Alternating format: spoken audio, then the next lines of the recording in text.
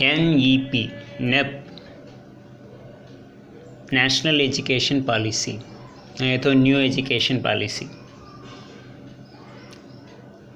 इसमें बहुत सारे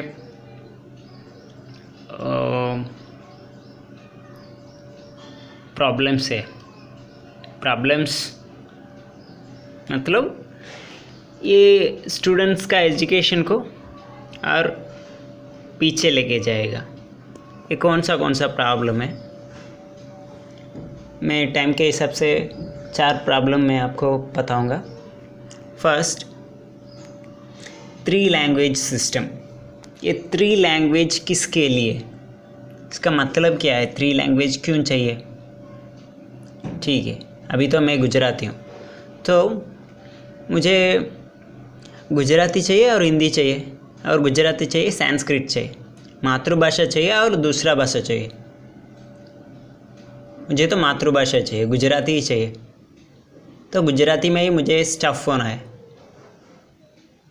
बराबर, मेरा मातृभाषा में मुझे स्ट्रांग रहेगा तो मैं किधर भी जाके अचीव करूँगा। तो और किसी दूसरे भाषा में मुझे स्ट्रांग है कि वो भी पढ़ के मुझे क्या फ़ायदा। ठीक है, अभी तो देखेंगे। अभी गुजरात में क्या है, 9th स्टैंडर्ड तक एक लड़का इंग्लिश, गुजराती, संस्कृत और हिंदी 4 लैंग्वेज पढ़ता है। ये 4 लैंग्वेज, ठीक है, देखो संस्कृत पढ़ता है, संस्कृत पढ़ के उनको क्या फ़ायदा। ठीक है, मैं एक मुस्लिम लड़का हूँ, तो मेरा बच्चा एक मुस्लिम लड़का, तो वो संस्कृत पढ़ के कौन सा मंदिर में जाके पूजा करेगा, उसमें क्या फ़ायदा। ये बच्चे का एक बर्डन है, ज़्यादा लोड होता है, तो उसमें कुछ भी। ठीक है, अभी संस्कृत पढ़ेगा तो वो कौन सा कंट्री में जाके हायर स्टडीज़ कर सकते हैं। जस्ट 25,000 लोग बात कर रहे हैं, ये भाषा सीख के उनको क्या फ़ायदा। ठीक है, वो छोड़ो। तो नेक्स्ट, गुजरात में देखेगा तो बहुत सारे बच्चे गुजराती में वीक रहते हैं। क्यों उनको ज़्यादा लोड देना है, दूसरा सब्जेक्ट देके, दूसरा लैंग्वेज देके उनका खुद का मातृभाषा में क्यों उनको बिगाड़ना है, नीचे गिराना है। हाँ, नेक्स्ट, लैंग्वेज किसके लिए, जस्ट कम्युनिकेशन करने के लिए, राइट, कम्युनिकेशन करने के लिए, हम अपना नॉलेज को बढ़ाने के लिए। तो संस्कृत में तो कुछ कम्युनिकेशन ही नहीं है, तो वो कहाँ से कम्युनिकेट करेगा, किसके साथ कम्युनिकेट करेगा। हाँ, ठीक है। अभी इंडिया में संस्कृत मदर टंग मातृभाषा कितने लोग, 25,000। तो इंग्लिश देखो, इंग्लिश 2,60,000 लोग इंग्लिश का मदर टंग है। देखो मातृभाषा 2,60,000, संस्कृत से इंग्लिश वाले ज़्यादा है मदर टंग। और इसमें और न्यू एजुकेशन पॉलिसी में 5th स्टैंडर्ड तक मातृभाषा का शिक्षा देना है। तो 5th स्टैंडर्ड तक मातृभाषा, ठीक है। उसमें देखो ब्रैकेट में ये भी दिया, वेर एवर इज़ पॉसिबल। तो गुजराती मीडियम वाले तो गुजराती मीडियम ही पढ़ेगा, उनको थोड़ी इंग्लिश मीडियम बदल सकते हैं। इंग्लिश मीडियम वाले को थोड़ी वो, उनके पास गुजराती सब टीचर, गुजराती मीडियम कैसे बदल सकते हैं उनका। ठीक है, उनका तो मदर टंग गुजराती है, फिर उसको कैसे मदर टंग का टीचर तो होना चाहिए। तो मैथ्स का गुजराती में टीच करने वाले टीचर होना चाहिए, और SS का गुजराती में टीच करने वाले टीचर चाहिए, और साइंस का भी गुजराती में टीच करने वाले टीचर चाहिए। तो कहाँ से मदर टंग में पढ़ेगा, वो तो वेर एवर इज़ पॉसिबल, तो इंग्लिश में ही वो पढ़ेगा, मदर टंग कहाँ से आएगा। तो सभी इंग्लिश मीडियम में गुजराती में पढ़ेगा, तो कहाँ से, इसमें कहाँ से पॉसिबल हो गए। तो ठीक है, दूसरा देखेंगे 6 to 8 एक वोकेशनल में प्रमोट होना है। अभी देखो ये 6 to 8 तो उनका उम्र कितना होगा, 11, 12, 13, 11, 12, 13। ये उम्र में स्टूडेंट को स्टडीज़ में इंटरेस्ट होना है, कैसे उनको इंटरेस्ट उसमें इंटरेस्ट में लेके जाना है, वो ही सोचना है। तो उनको एक तू स्पैनर लेके जा, काम करके इसमें पास हो जाएगा तो तू पास है। अभी स्टूडेंट को ये उम्र में एजुकेशन में इंटरेस्ट होना चाहिए, एक अट्रैक्शन होना चाहिए। अट्रैक्शन करने के लिए उनको क्या करना चाहिए वही सोचना चाहिए। तू स्पैनर लेके जा, ऑटोमोबाइल में पास हो जाएगा तो तू पास है, ऐसा बोलेगा तो स्टूडेंट्स इसमें डिस्कन्फ्यूज ज़्यादा हो सकते हैं उनका। ठीक है, उनको काम में इंटरेस्ट हो जाएगा तो काम करने लगेगा, पढ़ाई में उनका ध्यान नहीं होगा। तो इसके वजह से डिस्कन्फ्यूज ज़्यादा होगा, स्टूडेंट्स का स्टडीज़ में पढ़ाई में इंटरेस्ट नहीं होगा। और नेक्स्ट स्कूल कॉम्प्लेक्स, ये क्या है स्कूल कॉम्प्लेक्स? अभी हमको तो मालूम है 11th 12th में हमको फिज़िक्स लैब होगा, केमिस्ट्री लैब होगा, बॉटनी zoology बायोलॉजी लैब होगा और कंप्यूटर लैब होगा, ये सभी लैब होगा। ठीक है, अभी अपने स्कूल में हम अच्छा से प्रैक्टिकल कर लेंगे, तो अपने टीचर हम खुद के लिए अच्छा से प्रैक्टिकल कराएंगे। अपना चीज़, अपना मटेरियल को हम यूज़ कर सकते हैं। अभी ये स्कूल कॉम्प्लेक्स मेथड में क्या है? ठीक है, इसमें क्या प्लान कर रहे हैं?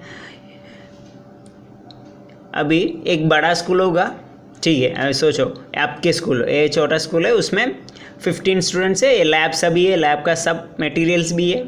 ठीक है, और दूसरे स्कूल उनका उधर 10 स्टूडेंट है, और एक दूसरा स्कूल है, उधर भी 10 स्टूडेंट है, 15-20 स्टूडेंट है। ठीक है, वो भी छोटा स्कूल है।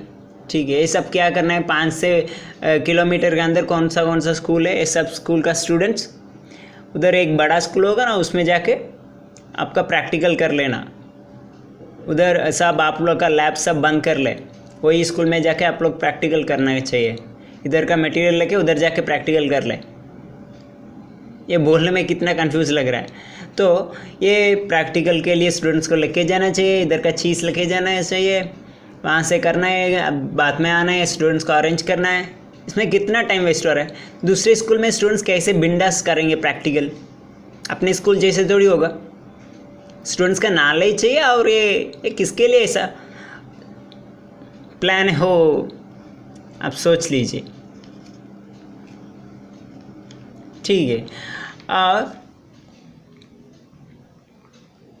ये न्यू एजुकेशन सिस्टम में ग्रॉस एनरोलमेंट रेशियो उसको 50% बढ़ाना है, ऐसा प्लान कर रहे हैं। तो 50%, अभी तो अपना गुजरात में 20% है। 20% मतलब हर साल 100 में से 12th पास हो जाता है ना, उसमें 100 में से जस्ट 20 स्टूडेंट्स कॉलेज जाते हैं। ये ग्रॉस एनरोलमेंट रेशियो। ठीक है, अभी तो अपना गुजरात में कम है 20%। अभी साउथ में देखेगा तो ये लोग ऑलरेडी 50 अचीव कर लिया, तो ये लोग कहाँ जाएंगे? तो ये लोग तो अचीव कर लिया, ये लोग पीछे कौन लेके जाएगा? ठीक है, छोड़ो। और नेक्स्ट अपना गुजरात का स्टेट गवर्नमेंट में बेटी पढ़ाओ बेटी बचाओ बोलते हैं। तो बेटी लोग कहाँ से कॉलेज जाते हैं? बेटी लोग कॉलेज जाने के लिए गवर्नमेंट क्या कर रहा है? ठीक है, ये गवर्नमेंट, ठीक है, आप सोच लीजिए। और ये तमिलनाडु गवर्नमेंट क्या कर रहे हैं? बेटी लोग पढ़ाने के लिए, लड़की लोग कॉलेज जाने के लिए क्या कर रहे हैं? उनका 10th पास हो जाएगा तो उनका शादी में 10,000, 12th पास हो जाएगा तो 12,000, डिग्री कंप्लीट करेगा तो 15,000, मास्टर्स डिग्री कंप्लीट करेगा तो 20,000 उनका शादी में देते हैं, सोना भी देते हैं। तो ऐसा गर्ल्स को कैसे कॉलेज पढ़ाना है, कॉलेज में कैसे उनका डिसकंटिन्यू नहीं होना है, तो क्या करना है बच्चे को, तो वो प्लान करना चाहिए। तो ही लड़कियां पढ़ेंगे ना, तो ही education level, gross enrolment ratio बढ़ाएगा, राइट। तो गर्ल्स का हायर एजुकेशन बहुत कम है, तो ये कहाँ से 50% लेके आएंगे, वो भी बहुत बड़ा कन्फ्यूजन है। ठीक है, अभी हम पढ़ रहे हैं वो सिस्टम, कौन सा सिस्टम? McClay system. ये मैकले सिस्टम 1850 से मोतीलाल नेहरू, जवाहरलाल नेहरू का पापा, उसने ब्रिटेन से पढ़ के आया। जवाहरलाल नेहरू ब्रिटेन से पढ़ के आया। गांधी जी और अंबेडकर तो यहाँ का लोकल स्कूल में बड़ौदा में पढ़ा। तो उसने कहाँ से कोलंबिया यूनिवर्सिटी में पढ़ सकते हैं, बिकॉज अभी बड़ौदा में उसने पढ़ा वो एजुकेशन वेल स्टैंडर्ड एजुकेशन, मतलब दूसरे कंट्री में भी जाके हम पढ़ना है तो पढ़ने के लिए इतना नॉलेज इन्फॉर्मेशन हमको होना है तो ही हम दूसरे कंट्री में जाके पढ़ सकते हैं। ठीक है, मैं बड़ौदा वाला हूँ, मैं गुजरात वाला हूँ, ऐसा बोल के मुझे इतना ही आता है, यहाँ का लोकली मुझे आता है तो वेल स्टैंडर्ड मुझे नहीं आता है, तो क्या कर सकते हैं, अपने वेल स्टैंडर्ड सिटीज़न होना चाहिए। तो वेल स्टैंडर्ड सिटीज़न तो हमको पूरा वेल में क्या चलता है वो सभी नॉलेज चाहिए। अभी ये मेरा ट्रेडिशन है, मेरा इंडिया है, मेरा हिंदुत्व राष्ट्रीय, मेरा संस्कृत, ऐसा बोलेगा तो बच्चे के कहाँ से नॉलेज बढ़ेगा। तो आप सोच लीजिए, अभी एक बच्चे को वेल स्टैंडर्ड सिटीज़न बनना है तो ठीक है, मैं तो ये बड़ौदा में, मैं तो राजकोट का हूँ, मैं यहाँ ही रहने वाला हूँ, इधर ही मैं रहूँगा। कोई भी बच्चे एक ही स्टेट में, एक ही गांव में, एक गामड़ा में कोई थोड़ी रहेगा, वो स्प्रेड होगा, वो उधर ही उनका पढ़ाई के लिए दूसरे कंट्री जाएगा और मेडिसिन के लिए और कुछ गेम खेलने के लिए, तो बाहर तो जाना ही है। तो बाहर जाने के लिए अपने का नॉलेज वेल लेवल स्टैंडर्ड होना चाहिए, वेल लेवल स्टैंडर्ड। ठीक है, मुझे हिंदी आता है, संस्कृत आता है तो बोल के फॉरेन कंट्री में जाके हिंदी बात करेगा तो एक्सेप्ट करेगा क्या? इंग्लिश नहीं चाहिए? ठीक है, वो छोड़ो। अभी मैं हिंदी, गुजराती, ठीक है, हिंदी संस्कृत पढ़ रहा हूँ तो मेरा मातृभाषा गुजराती में मुझे नॉलेज नहीं है तो मुझे क्या फ़ायदा? मदर टंग में नॉलेज नहीं है तो सभी नॉलेज हम मदर टंग से ही गेन कर रहे हैं और दूसरे भाषा से थोड़ी गेन कर सकते हैं। ठीक है, अभी आप सोच लीजिए, ये न्यू एजुकेशन पॉलिसी और इसमें बहुत सारे फीडबैक है, मैं नेक्स्ट वीडियो में बताता हूँ। Thank you.